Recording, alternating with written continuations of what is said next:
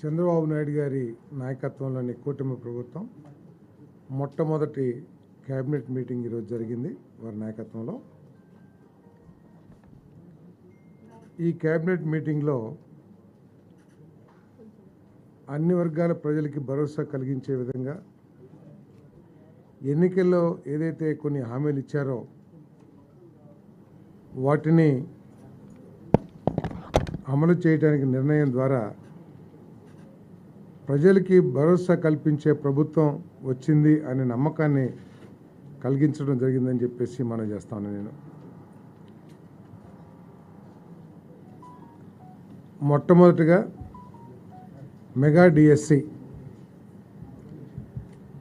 గత ప్రభుత్వం కేవలం సివిల్ వర్కులు, పెయింటింగ్ వర్కులు, కొన్ని పనిముట్ల కొనుగోళ్ల మీద దృష్టి పెట్టి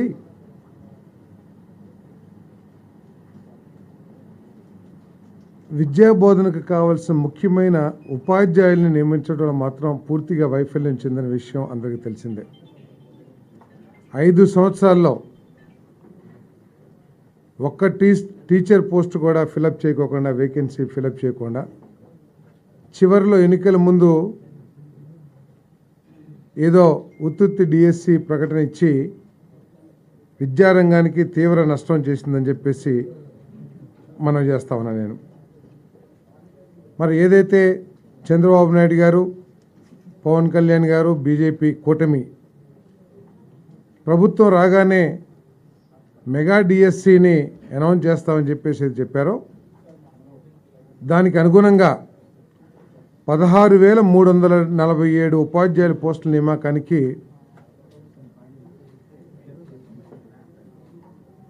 ఈరోజు కేబినెట్ ఆమోదం తెలియజేసిందని చెప్పేసి మీ అందరికీ మనవి చేస్తామని. నేను అంటే ఎస్జిటీలు, పీఈటీలు డిఫరెంట్గా ఉన్నాయి. అంతేకాకుండా అన్ని స్కూల్స్కి సంబంధించి ట్రైబల్ వెల్ఫేర్ కానివ్వండి, లేకపోతే గవర్నమెంట్ స్కూల్స్ కానివ్వండి, అన్నిటికీ సంబంధించి ఈ 16,347 పోస్టులు అని చెప్పేసి మీకు మనవి చేస్తా ఉన్నాను. ఇక్కడ దురదృష్టం ఏంటంటే గత ప్రభుత్వం అందరికీ తెలిసిందే, డిఎస్సికి క్వాలిఫికేషన్ ఏంటంటే టెట్ మార్కులు ఉండాలి. ఈ ప్రతి 6 నెలలకి ఒకసారి జరగాల్సిన టెట్ ఎగ్జామ్ని నిర్వహించుకోకుండా వేలాది మంది నిరుద్యోగ యువతి యువకులు నష్టపోయే విధంగా గత ప్రభుత్వం చేసిందని చెప్పేసి మనం చేస్తాను. ఎందుకంటే 80% డిఎస్సి మార్కులు, 20% టెట్ మార్కులు కలిపి ఈ ఉద్యోగ నియామకానికి అర్హతగా తీసుకుంటున్న విషయం మనకు తెలిసిందే. ఇప్పుడు టెట్ ఎగ్జామ్ నిర్వహించకపోవటం మూలంగా వాళ్ళకి టెట్లో మార్కులు ఇంప్రూవ్ చేసుకునే అవకాశాన్ని కోల్పోయారు. అంటే టెట్ ఎన్నిసార్లైనా రాయొచ్చు, ఒకసారి అంటే ఇంప్రూవ్మెంట్ మనం ఏదైతే ఇంటర్మీడియట్ రాస్తామో అది రాయొచ్చు. ఒకవేళ ఒక పరీక్షలో కొన్ని మార్కులు వచ్చాయనుకోండి, రెండో పరీక్షలో అటెండ్ అయ్యి ఇంకెక్కువ మార్కులు తెచ్చుకుంటే ఎక్కువ మార్కులు పరిగణలోకి తీసుకోబడతాయి. సో ఈ ప్రభుత్వం 3 సంవత్సరాల క్రితం ఆ టెట్ నిర్వహించి తర్వాత నిర్వహించకపోవటం మూలంగా కూడా చాలా నష్టపోయారని చెప్పేసి కూడా ఈ సందర్భంగా నేను తెలియజేస్తామని. నేను అంతేకాకుండా చంద్రబాబు నాయుడు గారు చాలా స్పష్టంగా చెప్పింది ఏమిటంటే నాణ్యత కలిగిన విద్యని అందించడం కోసం నేషనల్ ఎడ్యుకేషన్ పాలసీ వీటన్నిటి మీద కూడా సమగ్రంగా పరిశీలించి విద్యా ప్రమాణాలని పెంచే విధంగా ఈ రాష్ట్రంలో ప్రతి వాడికి కూడా నాణ్యత కలిగిన విద్య అందే విధంగా చర్యలు తీసుకోవాలని చెప్పేసి కూడా మరి ఆదేశించడం జరిగిందని చెప్పేసి మనం చేస్తాం. నేను ఇంకా రెండోది ల్యాండ్ టైటిలింగ్ యాక్ట్. మీ అందరికీ తెలుసు, ఈ రాష్ట్రంలో ఈ ల్యాండ్ టైటిలింగ్ యాక్ట్ అనగానే భూ యజమానులు అందరూ కూడా ఉలికిపాటుకి గురయ్యారు. పిడుగుపడ్డట్టు భయపడిపోయారు, భయాందోళనకు గురయ్యారు. ఈ ల్యాండ్ టైటిలింగ్ యాక్ట్ ఒకసారి మనం చూసినట్లయితే గత ప్రభుత్వం ఎంత బాధ్యతారహితంగా పరిపాలన చేసేదో అర్థమవుతుందని చెప్పేసి నేను మీ అందరికీ కూడా మనవి చేస్తా ఉన్నాను. ఎందుకంటే ఈ ల్యాండ్ టైటిలింగ్ యాక్ట్ యొక్క ఉద్దేశం దేశంలో కానీ రాష్ట్రాల్లో కానీ ఈ భూములకు సంబంధించిన లిటిగేషన్స్ తగ్గించాలనే ఒక లక్ష్యంతో ఈ చట్టాన్ని తీసుకురావాలని ఆలోచన చేసింది కేంద్ర ప్రభుత్వం.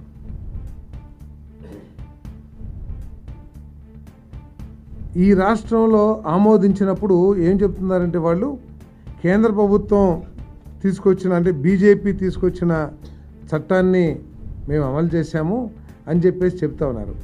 కానీ కేంద్ర ప్రభుత్వం ప్రతిపాదించిన నీతి ఆయోగ్ ప్రతిపాదించిన చట్టానికి మన రాష్ట్రం ఆమోదించిన చట్టానికి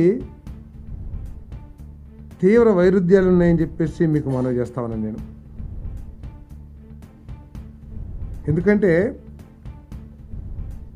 ఈ బీజేపీ తీసుకొచ్చిందని చెప్తున్న ఈ చట్టాన్ని అంటే వైఎస్ఆర్ కాంగ్రెస్ పార్టీ చెప్తున్న విషయాన్ని ఒకసారి చూస్తే బీజేపీ పాలిత రాష్ట్రం ఒక్కటి కూడా ఈ చట్టాన్ని ఇంకా అమలు చేయలే. వాళ్ళు ఆ బీజేపీ పాలిత రాష్ట్రాలు చేయలేదు, కానీ వైఎస్ఆర్ కాంగ్రెస్ పార్టీ మాత్రం ఆదరాబాదరా ఏదో కొంప ఇదైపోయినట్లు ఈ చట్టాన్ని తీసుకొచ్చి రాష్ట్రంలో సన్న చిన్నకారులు నిద్ర లేకుండా చేసిందని చెప్పేసి మనం చేస్తా ఉన్నాం. భూ యజమానులు అందరూ కూడా కలవరపాటుకు గురయ్యారు. కానీ సన్న చిన్నకారు రైతులు ఎవరైతే ఉంటారో వాళ్ళు కంటి మీద కునుకు లేకుండా బాధలు పడ్డారని చెప్పేసి కూడా మీ దృష్టికి తీసుకొస్తాను నేను.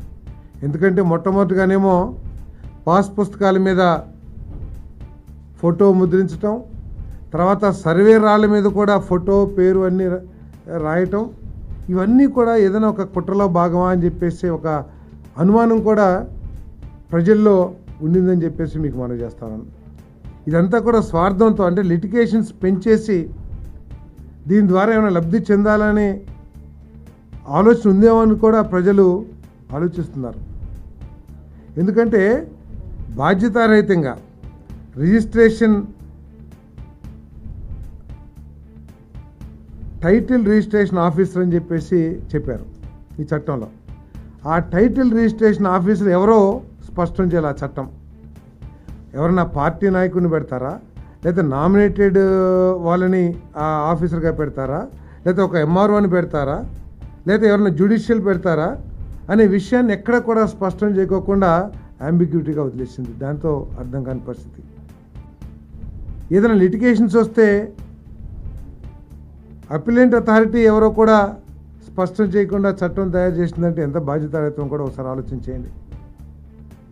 ఈ సివిల్ కోర్ట్స్ ఏదైతే ఉంటాయో, జిల్లా లేకపోతే ఇంకా తాలూకా కోర్టులు ఏదైతే ఉంటాయో వాటికి ఎవరికి కూడా జ్యూరిస్డిక్షన్ ఇవ్వకుండా నేరుగా హైకోర్టుకే జ్యూరిస్డిక్షన్ ఇచ్చిందంటే పేదవాడు కొంత భూమి ఉన్న పేదవాడు కానీ లేకపోతే ఒక 20 సెంటో లేకపోతే ఎక్కడ ఉన్న భూమి ఉన్న పేదవాడు అతను హైకోర్టు లాయర్కి ఫీజులు ఇచ్చి హైకోర్టుకి వెళ్ళగలడా? అంటే ఏ ఉద్దేశంతో సివిల్ కోర్ట్స్, అది పేరే సివిల్ కోర్ట్స్, సివిల్ మ్యాటర్స్ హైకోర్టుకి వెళ్ళినా కూడా ముందు మీరు సివిల్ కోర్టుకి వెళ్ళండి అని చెప్పేసి ఉత్తర్వులు ఇస్తారు హైకోర్టు కూడా. అటువంటి సివిల్ కోర్ట్స్ని తీసేసేయాల్సిన అవసరం వచ్చిందో కూడా ఇక్కడ అర్థం కాని పరిస్థితి. ఇటువంటి భయాందోళన పరిస్థితుల్లో, ఎందుకంటే మనకి ఒక ఎస్టాబ్లిష్మెంట్ రెవెన్యూ లాస్ ఉన్నాయి మన రాష్ట్రంలో మొట్టమొదటి నుంచి కూడా. ఏదో చిన్న చిన్నవి ఉంటే వాటిని ఎనామిలీస్ అన్నీ కూడా మనం తీసేయడానికి ప్రయత్నం చేయొచ్చు, కానీ ఈ విధంగా స్వార్థపూరితంగా దోచేయాలన్న ఆలోచనతో ఒక యాక్ట్ తీసుకురావటం అనేది చాలా బాధాకరం అని చెప్పేసి మనం చేస్తాను. మరి ప్రజలకు భరోసా కల్పించడానికి మరి ఈ చట్టాన్ని రద్దు చేయాలని చెప్పేసి క్యాబినెట్ తీర్మానించింది. ఒరిజినల్ డాక్యుమెంట్స్ కూడా పొందే అవకాశాన్ని, ఎందుకంటే యాక్ట్ ప్రకారం ఒరిజినల్ డాక్యుమెంట్స్ కూడా రావని చెప్పేసి అర్థమవుతా ఉంది. ఒరిజినల్ డాక్యుమెంట్స్ కూడా మరి వారికి ఇచ్చేస్తాం కూడా జరుగుతుందని చెప్పేసి మనం చేస్తా ఉన్నాను. ఇంకా మూడో పాయింట్, సామాజిక పింఛన్లు.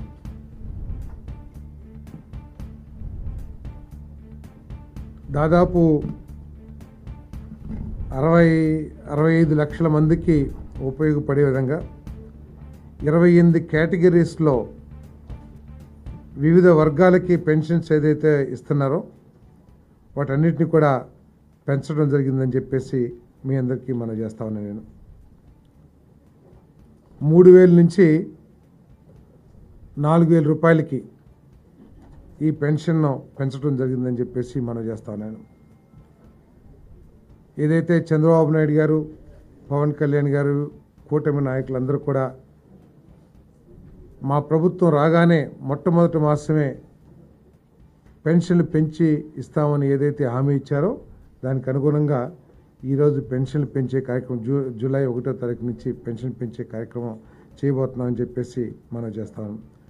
దాదాపు 65 లక్షల మందికి 65.3 లక్షల మందికి ఈ పెంపుదల మూలంగా లబ్ధి చేకూరుతుందని చెప్పేసి కూడా మీ అందరికీ మనం చేస్తాను. ఇక్కడ ఆలోచించాల్సింది ఏంటంటే పోయిన ప్రభుత్వం 1,000 రూపాయలు పెంచడానికి 4 సంవత్సరాలు తీసుకుంటే ఈరోజు చంద్రబాబు నాయుడు గారి నాయకత్వంలోని ప్రభుత్వం 1,000 రూపాయలు పెంచడానికి కేవలం ఒక 10-15 రోజులు మాత్రమే తీసుకోవటం దీంట్లో సంతోషించదగ్గ విషయం అని చెప్పేసి కూడా మీ అందరికీ మనం చేస్తాను. ఈ పెన్షన్ని జూలై 1వ తారీఖున సచివాలయం స్టాఫ్తో ఇంటింటికి ప్రతి ఇంటికి తీసుకువెళ్ళి ఉదయం 6 గంటల నుంచి సాయంత్రం లోపల ఇవన్నీ కూడా పెన్షన్లన్నింటినీ కూడా పెన్షన్దారులు చేతిలో పెడతామని చెప్పి డిస్ట్రిబ్యూట్ చేస్తామని చెప్పేసి కూడా సవినీయంగా మనం చేస్తామని నేను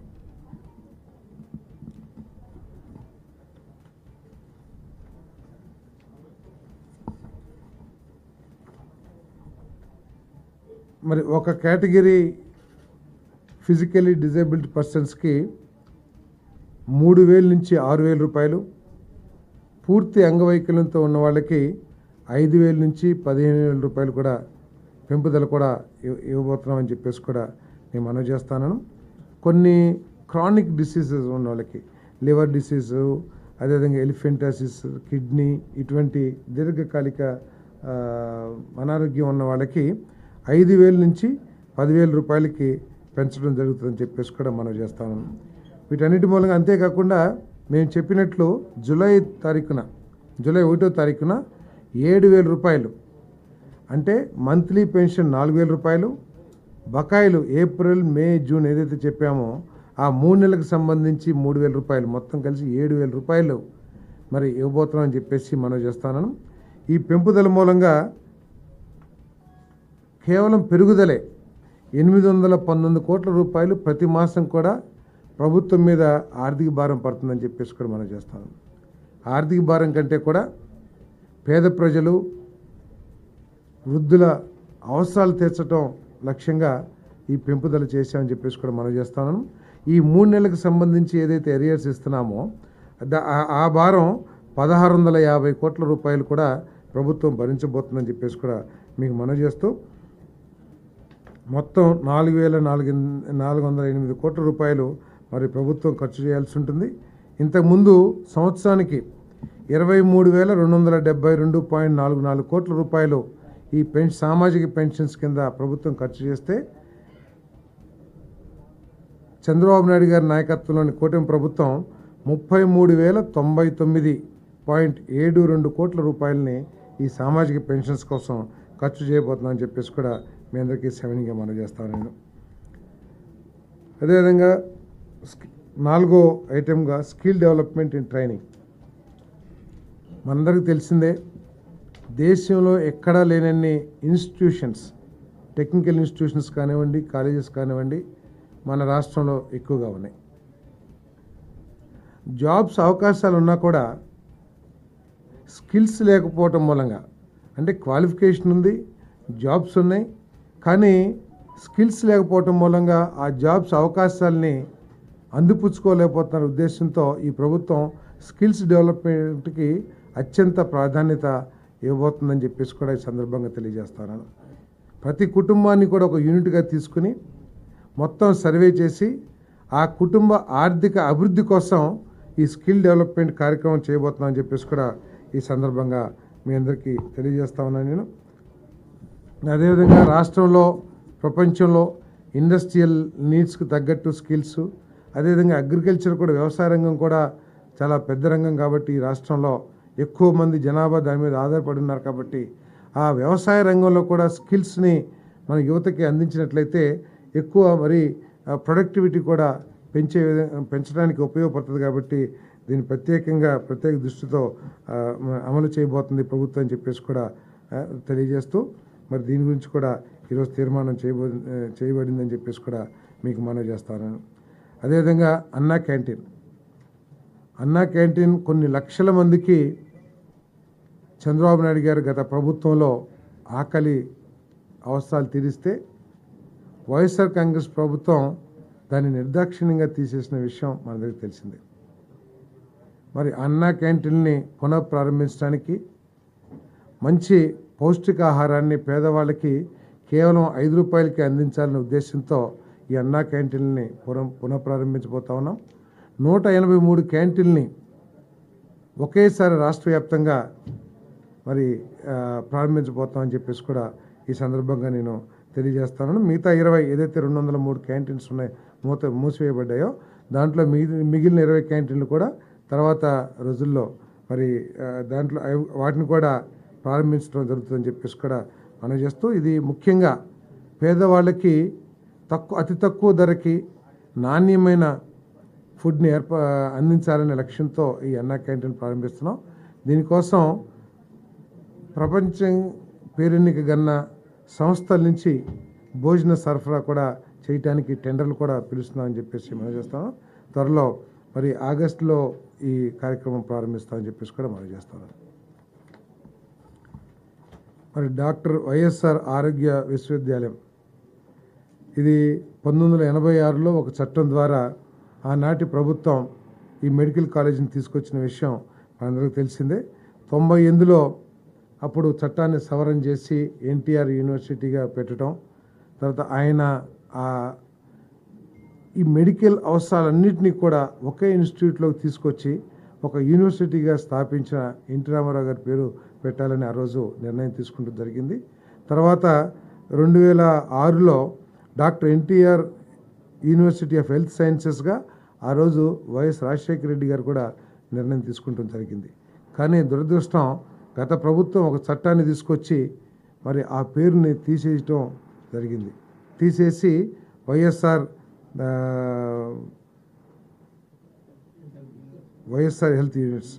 హెల్త్ యూనివర్సిటీగా పెట్టారు.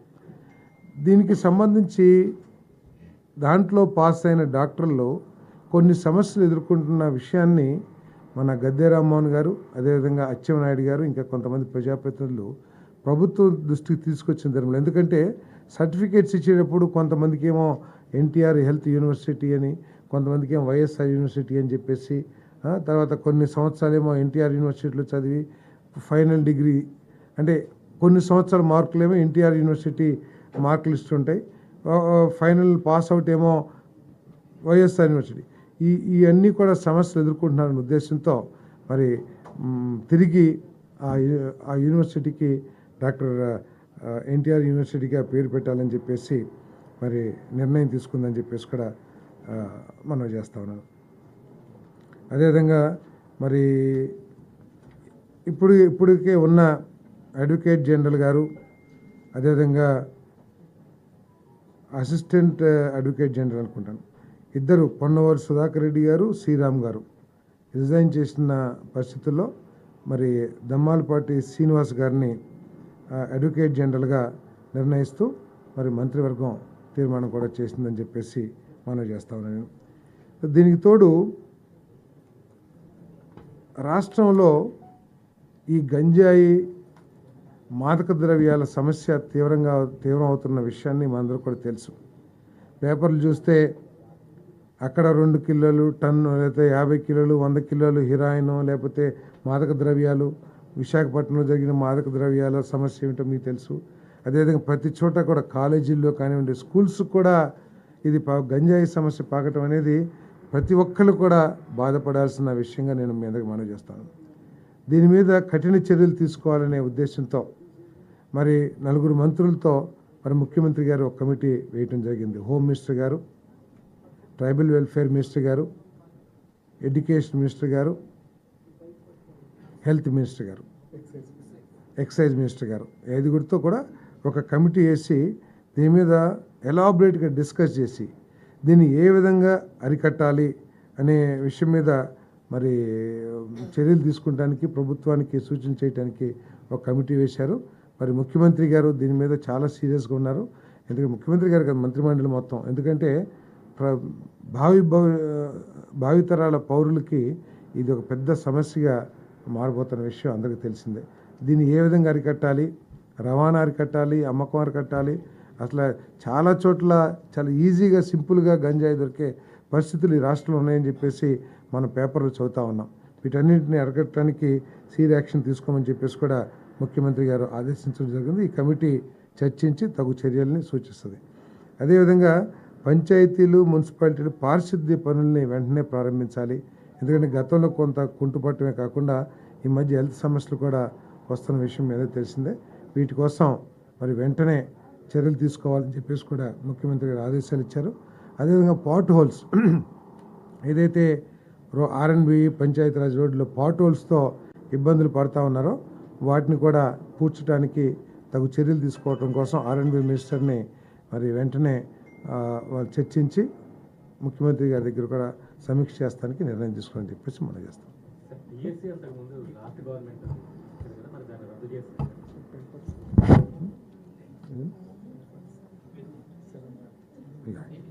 కరెక్ట్. తర్వాత 7 వైట్ పేపర్స్ను కూడా ప్రభుత్వం విడుదల చేయబోతుంది. ఎప్పటి నుంచి? 31వ తారీఖు నుంచి. ఏదేదంటే 7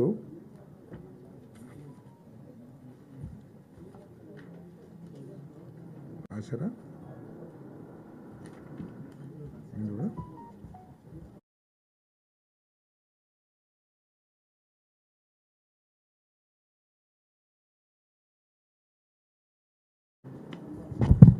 ఏడు శ్వేతపత్రాలని విడుదల చేయబోతుంది ప్రభుత్వం. పోలవరం మీద 1, అమరావతి, విద్యుత్ పర్యావరణం, ల్యాండ్, శాండ్, మైన్స్, జియాలజీ మొదలైనవన్నీ కూడా, liquor and excise, law and order మరియు ఫైనాన్స్ మీద శ్వేతపత్రాలు రిలీజ్ చేయబోతా ఉన్నాము. అది 31వ తారీఖున మొదలుపెట్టి 18వ తారీఖు వరకు కూడా 3 రోజుల గ్యాప్తో 4 రోజుల గ్యాప్తో ఇవన్నీ కూడా మరి రిలీజ్ చేయబోతుంది. అంటే గత ప్రభుత్వం ఏ విధంగా ఈ రంగాల్ని దుర్వినియోగం చేయటమో లేకపోతే విధ్వంసం చేయటమో, ఏ విధంగా ఆర్థిక ఇండిసిప్లిన్ మూలంగా ఏ విధంగా ఈ రాష్ట్రం నష్టపోయింది, ఏ విధంగా రాష్ట్రం ఫైనాన్స్గా నష్టపోయింది, ఆర్థిక అప్పుల్లో కూరుకుపోయింది, వీటన్నిటికి సంబంధించి వైట్ పేపర్ని రిలీజ్ చేయబోతాం. ఏమండి?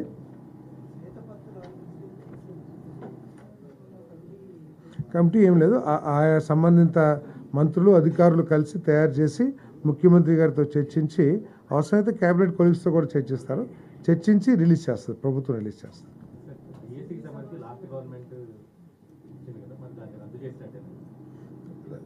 ఇచ్చింది, పరీక్ష నిర్వహించలేదు, ఉద్యోగాలు కూడా పరీక్ష నిర్వహించలేదు, ఉద్యోగాలు నిర్వహించలేదు అంటే ఆటోమేటిక్గా పోయినట్టే కదా. సో అన్ని కలిపి మొత్తం ఇందాక చెప్పే కదా ఫిగరు, 16,347 ఉద్యోగాలకి రిలీజ్ చేయబోతున్నాం. తర్వాత పెడతాం రెగ్యులర్గా యాజ్ పర్ రూల్స్ ఎస్సీఆర్టీ నిబంధనల ప్రకారం ఏదైతే నిర్వహించాలో తప్పకుండా టెట్ నిర్వహిస్తాం. ఏమండి? ఏం డిస్కషన్కి ఏం రాలేదు.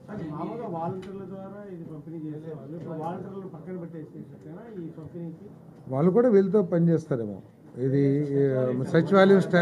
సచివాలయం స్టాఫ్తోనే పెన్షన్లు డిస్ట్రిబ్యూట్ చేయబోతాయి. డోర్ టు డోర్ ప్రతి ఇంటికి కూడా సచివాలయ ఉద్యోగస్తుల ద్వారా మేము పెన్షన్ డిస్ట్రిబ్యూట్ చేస్తాం. వాళ్ళు ఏ విధంగా ఉపయోగించుకోవాలో అవన్నీ కూడా ప్రభుత్వం ఆలోచన చేస్తుంది. బట్ ఈ పెన్షన్ డిస్ట్రిబ్యూషన్ మాత్రం సచివాలయ స్టాఫ్ పూర్తిగా బాధ్యత తీసుకుంటారు.